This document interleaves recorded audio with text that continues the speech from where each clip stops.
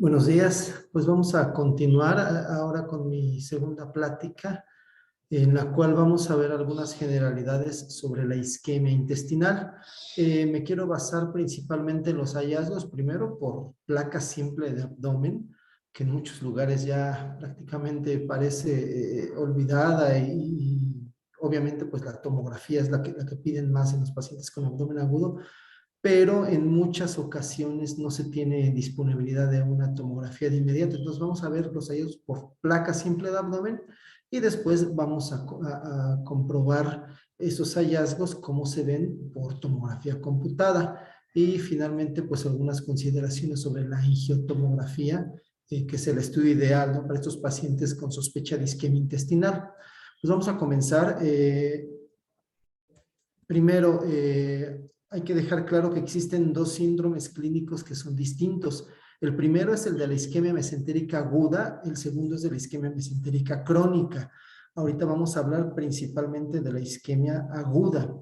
La crónica, pues se trata de esos pacientes que tienen enfermedad ateromatosa generalizada, que empiezan a hacer estenosis de la arteria mesentérica superior, principalmente por arteriosclerosis, y que presentan angina abdominal, postprandial, etcétera, etcétera.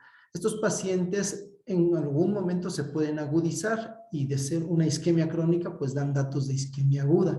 Entonces, ahorita nos centraremos principalmente en la isquemia mesentérica aguda.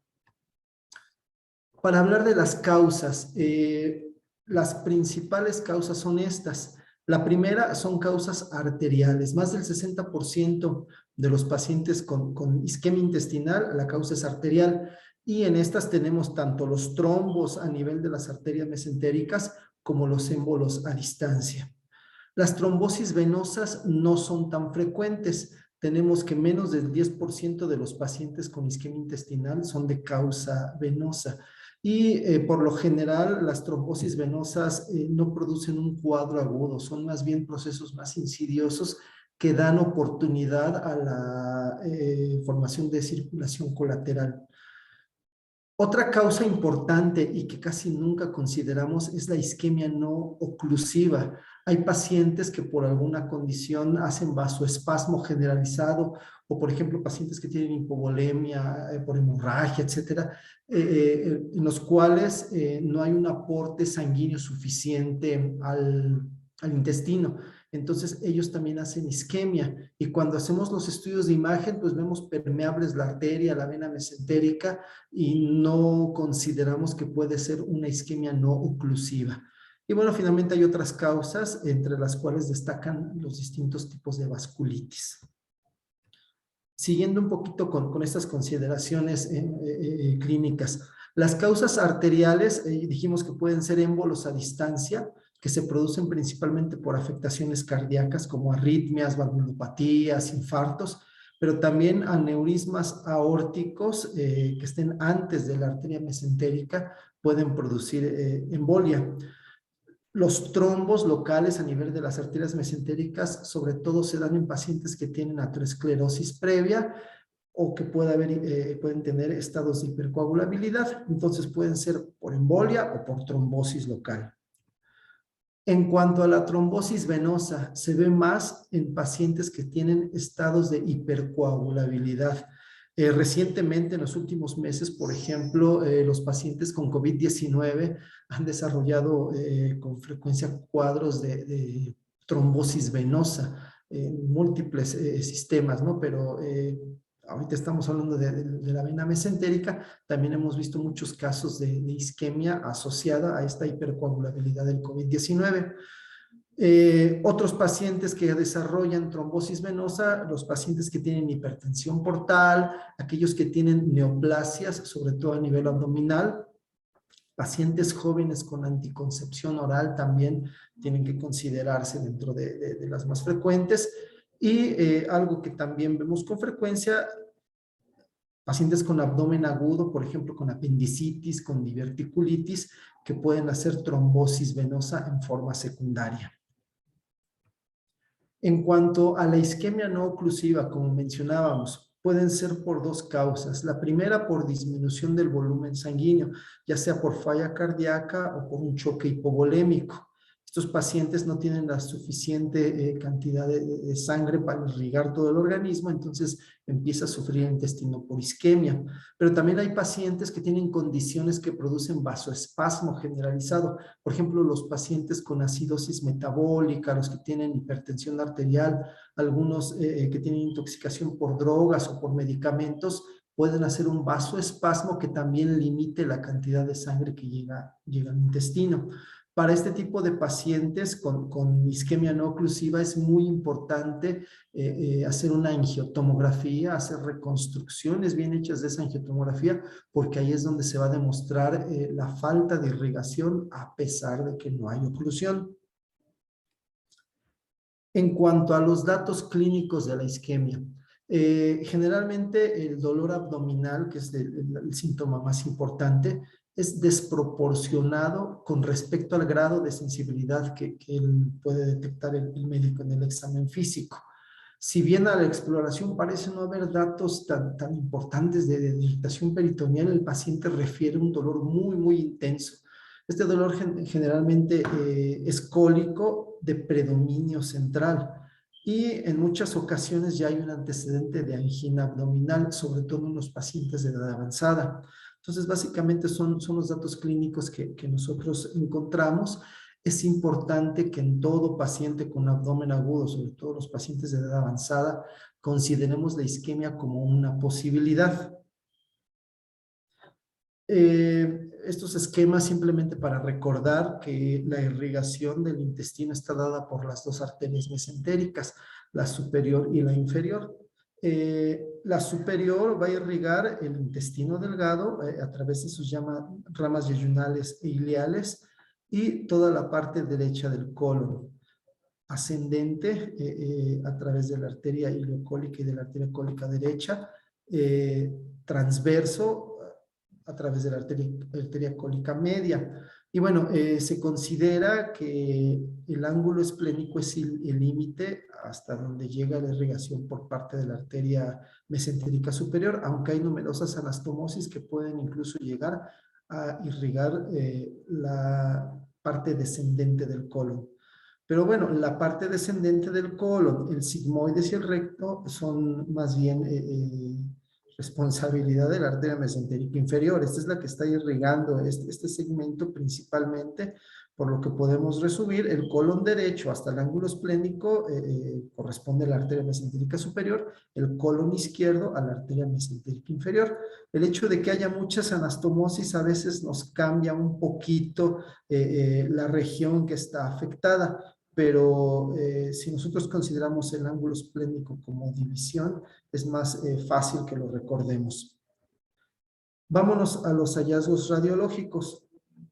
Generalmente se produce una secuencia en estos pacientes conforme va avanzando el cuadro. Lo primero que se ve por lo general es la dilatación de asas de intestino. En general, el tubo digestivo, cuando empieza a tener isquemia, se empieza a dilatar. Esta dilatación de asas muchas veces puede darse como un simple híleo, muchas veces decimos es un híleo reflejo y no pensamos que podría ser un cuadro isquémico que está comenzando. Entonces, el hecho de ver dilatación de asas no debe ser para nosotros un signo banal, algo que no tiene importancia. Tenemos que ponerle atención a estos pacientes. Después de la dilatación, generalmente empieza a haber un engrosamiento de la pared, de las válvulas coniventes, de las austras, y esto se produce porque empieza a haber edema a nivel de la submucosa.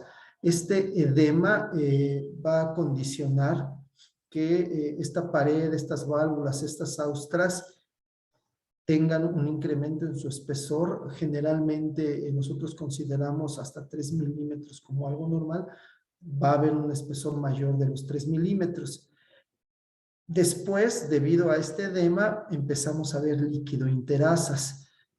Vamos a empezar a ver que se pierden los bordes de las paredes de las asas porque ya hay líquido entre ellas y aumenta la densidad entre las asas.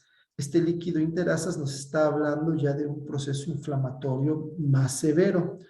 En este momento, en algunas ocasiones vemos lo que llamamos las impresiones digitiformes, que vamos a ver más adelante, los cuales nos hablan ya de un edema muy, muy intenso. Conforme avanza el cuadro, algunas ocasiones vemos ausencia de válvulas coniventes o de austras. El colon empieza a adquirir un aspecto tubular. Esto nos habla ya de una isquemia severa. Y finalmente se va a presentar el gas en la pared intestinal, que puede condicionar inclusive gas dentro de la porta, tanto a nivel hepático como a nivel también de la vena mesentérica. Entonces, estos hallazgos radiológicos son una secuencia que vamos a ir encontrando y obviamente, entre más hallazgos de estos encontremos, significa que la gravedad del paciente va siendo mayor. Entonces, ahorita simplemente vamos a ir revisando estos hallazgos, cómo se ven tanto en la radiografía como en la tomografía, y vamos a destacar pues, las características más importantes que tenemos que buscar. Lo primero que vemos, la dilatación de las asas. Muchas veces los pacientes tienen placa de abdomen. Es muy frecuente que los pacientes se diagnostiquen como una oclusión intestinal, aunque clínicamente no corresponda. Entonces muchos se confunden, ven la radiografía con una dilatación generalizada, ponen oclusión intestinal. Si se dan cuenta, en esta primera radiografía, lo único que vemos es la dilatación generalizada, sobre todo de asas de intestino delgado. También vemos algunos segmentos del colon dilatados. Aquí todavía las paredes se ven bien, una pared delgada bien definida, sin embargo el diámetro ya es mayor. Recordar que para hablar de dilatación de asas a nivel de intestino delgado, consideramos más de 3 centímetros de diámetro. En el colon, el ciego puede tener un diámetro de hasta 9 centímetros, el resto del colon hasta 6 centímetros, algunos refieren que el sigmoides hasta 4 centímetros. Después de estos diámetros ya hablamos de dilatación intestinal. En este segundo ejemplo tenemos inclusive el estómago dilatado y vemos asas de intestino delgado con dilatación, y si se dan cuenta ya empieza a verse un aumento en el espesor de las válvulas coniventes. Ya se comienzan a hacer más evidentes. En la tomografía, pues vamos a ver lo mismo. A veces nada más vemos un segmento de intestino que está dilatado, como en este caso. Aquí tenemos otro ejemplo donde hay un segmento de intestino dilatado, que la pared pues no tiene grandes cambios. Seguimos viendo una pared delgada.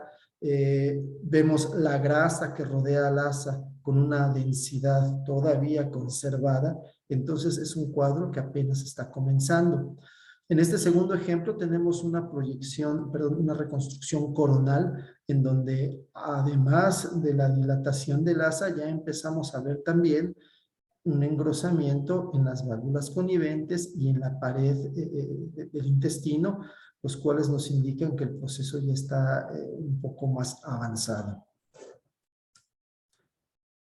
Como mencionamos, este engrosamiento de la pared y de las válvulas representan un segundo paso.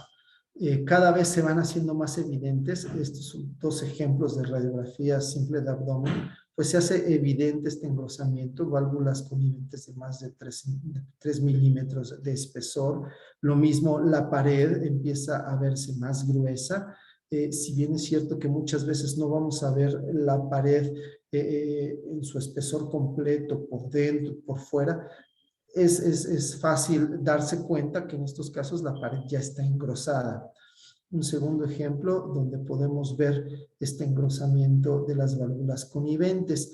Esto puede confundirse también con datos de oclusión intestinal, porque algunos refieren que esto lo podemos ver en oclusión, pero nosotros siempre tenemos que tener en mente el diagnóstico de isquemia en cualquier abdomen agudo, y siempre tenemos que descartar esa posibilidad. Si consideramos que la isquemia intestinal tiene mucho mayor mortalidad que la oclusión, yo consideraría que en casos en que no tengamos una sintomatología clara, pensemos primero en descartar la isquemia antes que la oclusión. Pues bien, este engrosamiento de las válvulas coniventes en la tomografía pues es mucho más evidente. Aquí en este primer ejemplo tenemos asas de yeyuno que están dilatadas y se ve muy bien marcado el patrón de las válvulas coniventes, muy marcadas. Y la pared también ya empieza a engrosarse y a tener un reforzamiento anormal. Si ustedes se dan cuenta, se alcanza a ver la arteria mesentérica superior en este lugar con un trombo, tiene un defecto de llenado ahí en su interior, ahí está el trombo.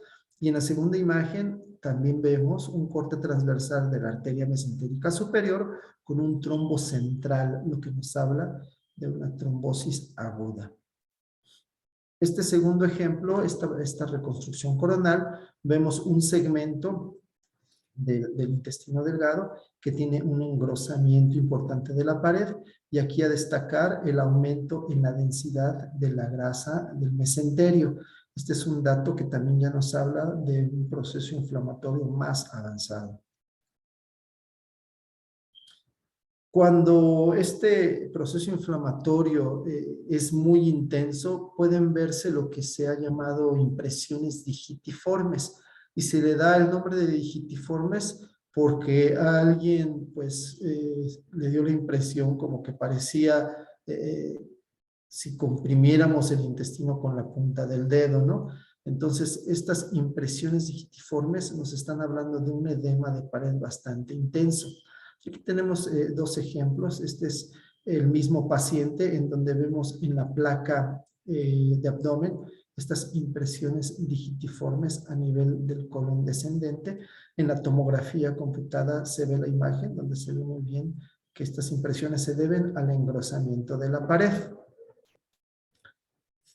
Otras dos radiografías en donde vemos igual una asa de intestino delgado con numerosas impresiones digitiformes en su borde superior. La segunda radiografía, las impresiones digitiformes muy marcadas las vemos a nivel del colon transverso. Entonces, dense cuenta que ya las asas de intestino también tienen una dilatación importante, empieza a marcarse ya el patrón valvular a nivel de estas asas de intestino delgado, pero los cambios más importantes que vemos aquí están a nivel del colon transverso. Estas son las impresiones digitiformes, siempre tenemos que buscarlas. Bueno, continuando con la secuencia que llevábamos.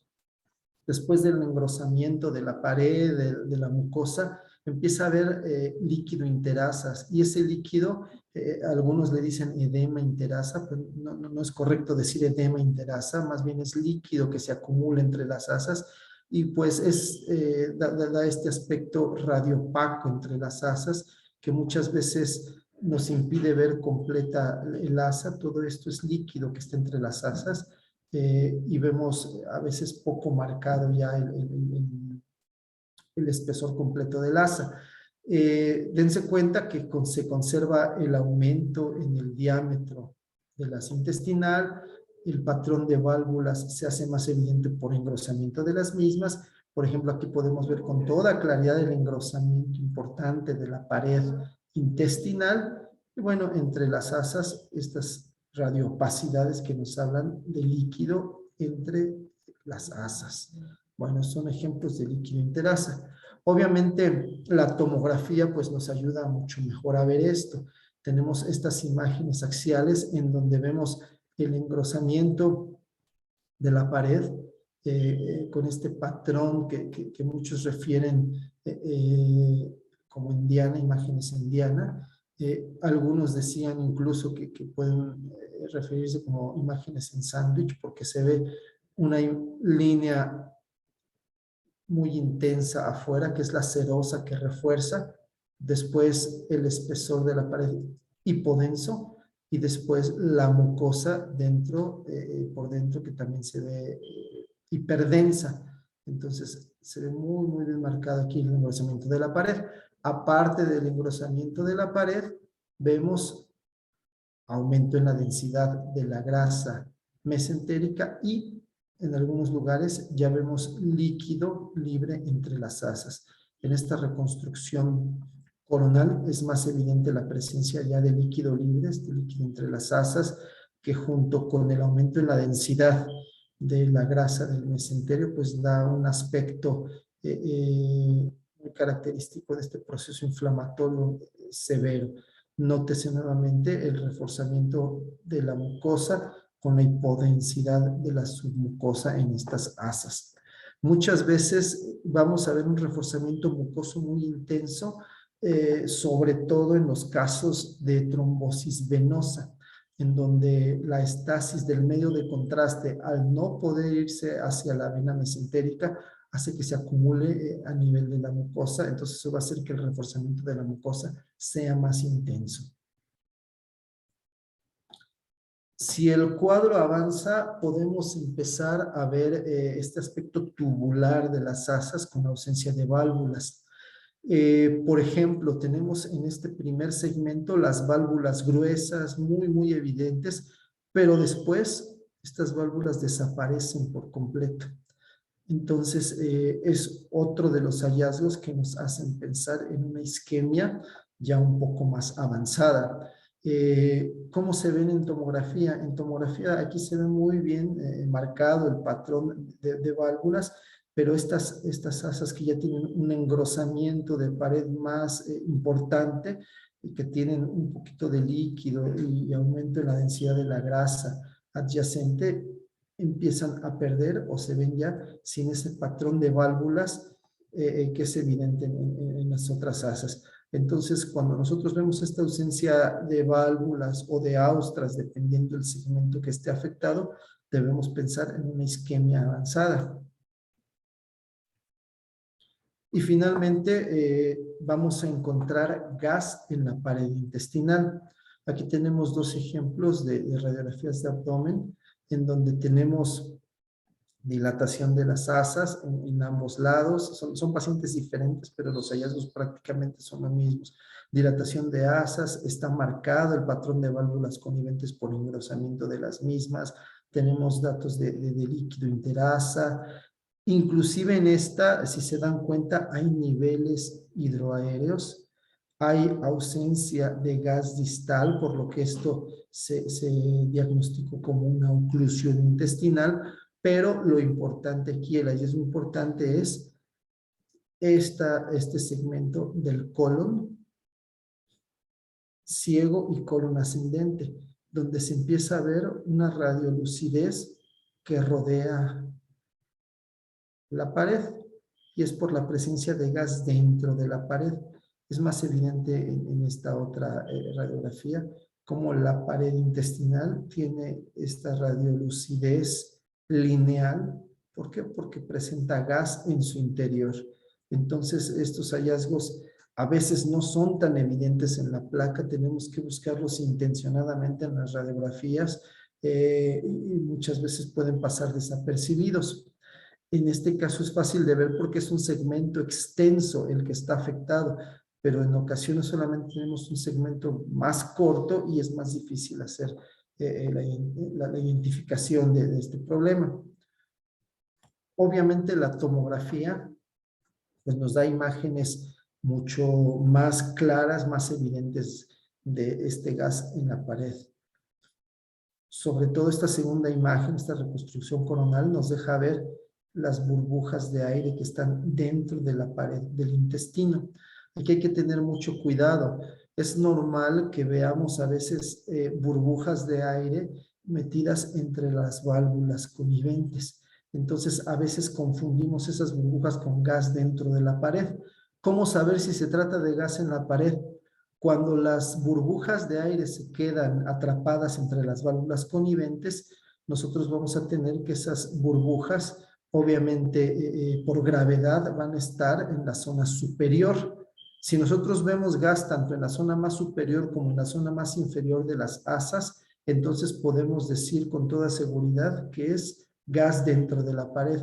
Aquí tenemos gas en los dos lados del asa, entonces con toda seguridad esto es gas dentro de la pared.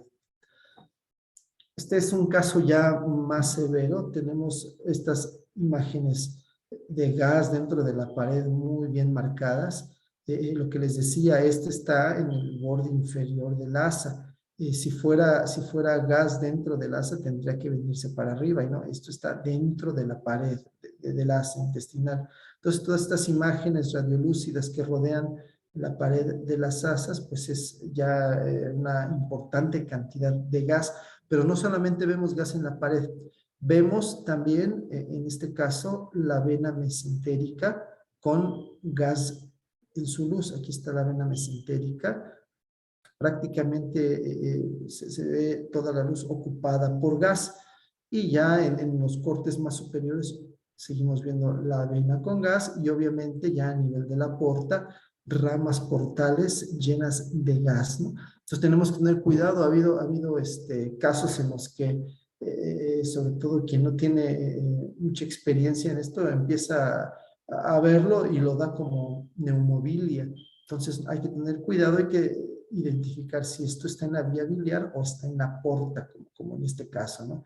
Entonces esto no es neumobilia, esto es neumoporta por isquemia intestinal.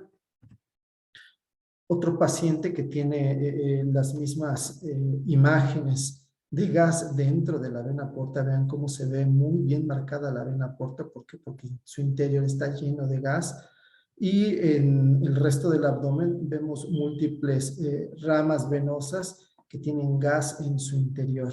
Las asas intestinales pues dilatadas, estas asas ya no tienen ese patrón de válvulas coniventes por la inflamación que tienen, y algunas tienen niveles hidroaéreos. ¿Por qué? Porque están paralizadas estas asas. Entonces aquí hay un ejemplo más de gas dentro de las estructuras venosas, de la vena porta y de la vena mesentérica.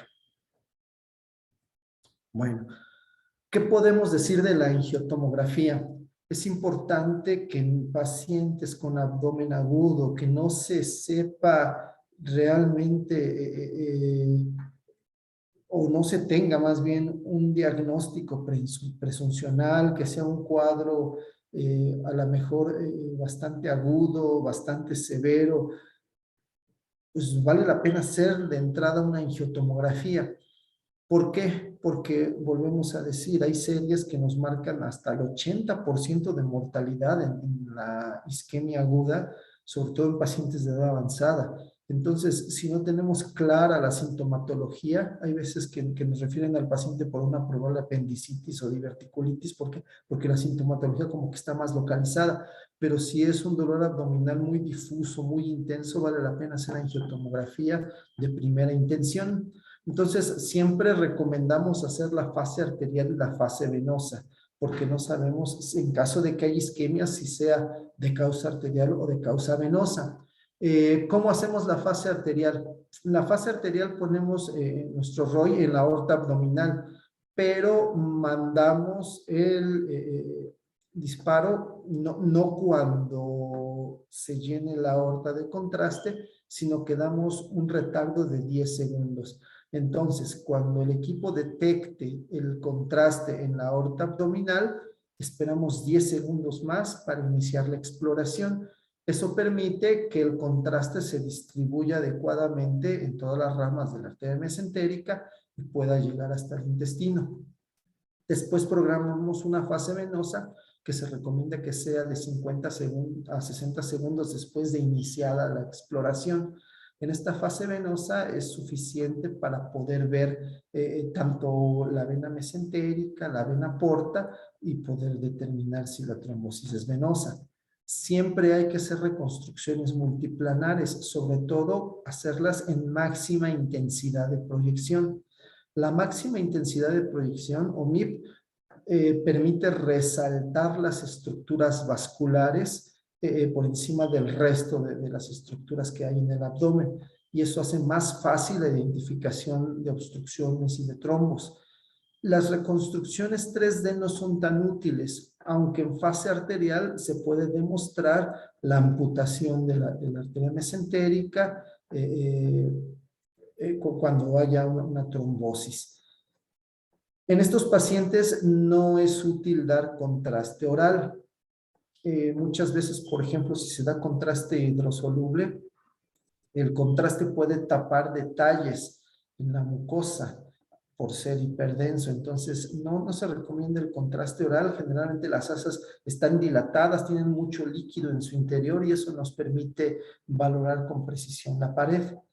Y el contraste intravenoso, nosotros administramos 80 mililitros con un caudal de 4 mililitros por segundo. Esto es lo que nosotros hacemos aquí en el servicio. Bueno, y aquí hay dos ejemplos de trombosis arterial. Bueno, perdón, es el mismo paciente de trombosis arterial, donde vemos muy bien opacificada la aorta abdominal, vemos la emergencia de la arteria mesentérica superior y unos centímetros después del ostium, vemos que la arteria está completamente hipodensa. ¿Por qué? Porque tiene un trombo en su interior que impide el paso del medio de contraste. Tenemos este otro ejemplo, un paciente que empieza con esta dilatación de asas, todavía sin cambios inflamatorios importantes, sin embargo, ya tiene un dolor abdominal intenso y en la angiotomografía podemos demostrar en la emergencia de la mesentérica superior la presencia de este trombo central. Aquí tenemos una reconstrucción sagital con este trombo central que está ocluyendo completamente la luz, un trombo largo, que está ocluyendo varios centímetros de la arteria mesentérica superior. Y vean, está completamente tapada la arteria y solamente tenemos ligera dilatación de algunas asas. Todavía no hay cambios inflamatorios tan importantes.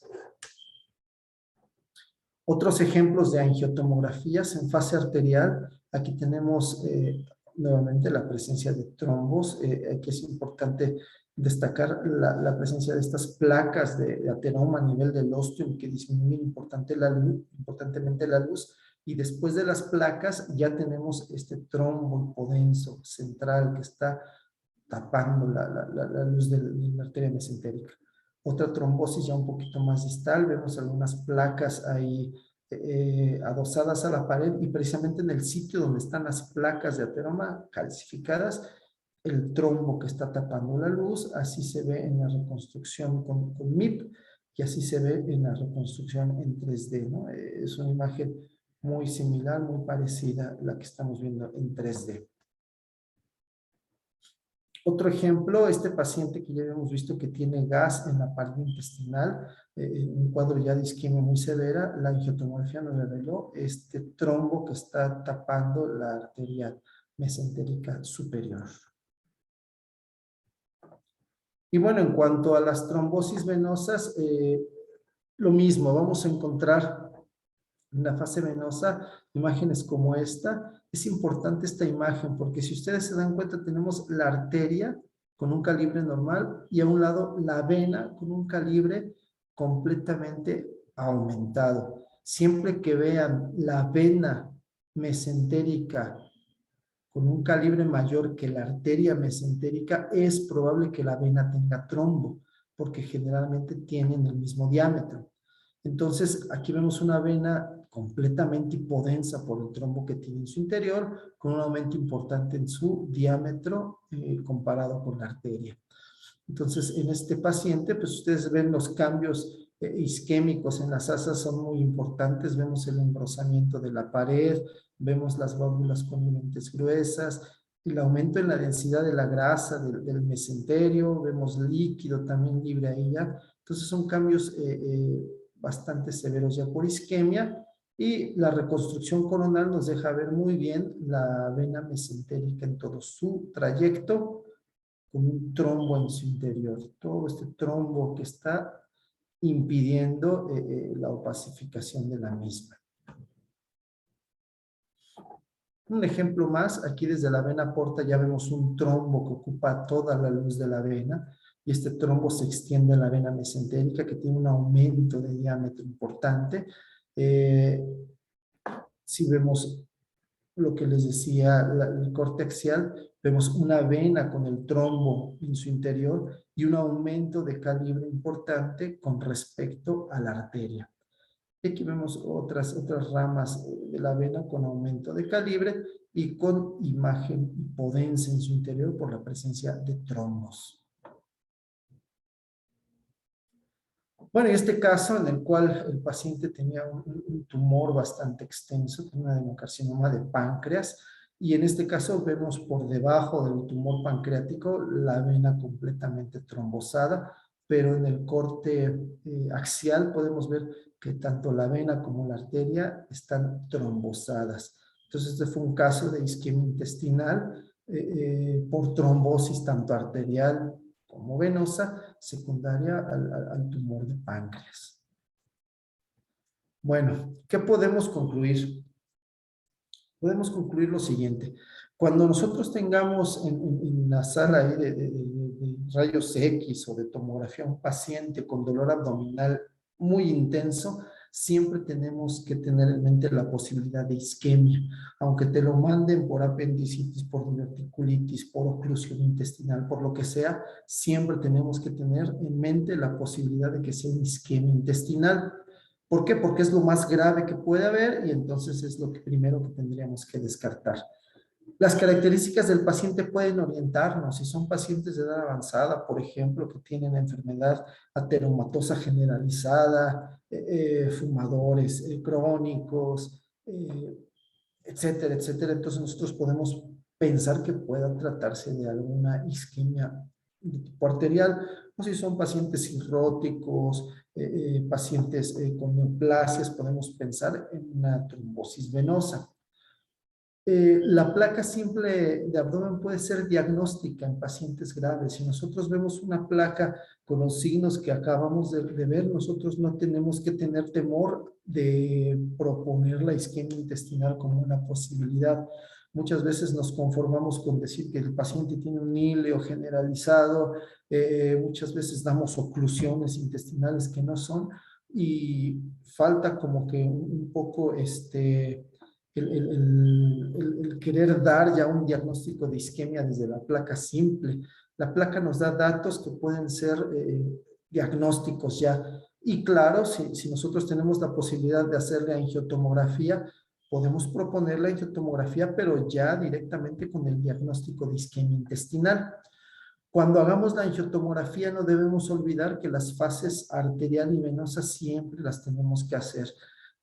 Aquí en el servicio muchas veces hemos tenido, por ejemplo, en la guardia, el residente que solamente hace una fase arterial cuando la trombosis era venosa y el paciente pues sigue sin diagnóstico. Entonces tenemos que tener siempre las dos fases para poder demostrar si hay isquemia de tipo arterial o venoso. Lo mismo, si nosotros hacemos la angiotomografía, las reconstrucciones, sobre todo las que se hacen con máxima intensidad de proyección, con MIP, son muy importantes para descartar causas no oclusivas. Yo siempre les recomiendo que hagan una reconstrucción coronal en MIP, porque cuando hay vasoespasmo, ahí es muy evidente que el contraste, a pesar de llegar a las ramas de la arteria mesentérica, llegan con una disminución de calibre muy importante a las asas. Y bueno, siempre debe existir una amplia comunicación con el médico tratante. Es un problema que se presenta muy a menudo ya, que no conocemos ni siquiera al médico que nos manda el paciente, no sabemos por qué lo está mandando. Entre más comunicación haya con el médico tratante, es más fácil hacer el diagnóstico, se hace más rápido y se atiende al paciente más rápidamente. Entonces, sobre todo, aquellos radiólogos que trabajan en un medio hospitalario, pues no deben perder la comunicación con el médico tratante, sobre todo cuando llegan pacientes graves. Pues muchas gracias, esperemos que la plática haya sido de utilidad, sobre todo para los que ven placa de abdomen, porque ya ahorita como que es un poquito más difícil encontrar pláticas con placa de abdomen, y bueno, los que tienen disponible tomografía, pues también hay mucha información que pueden revisar. Muchas gracias.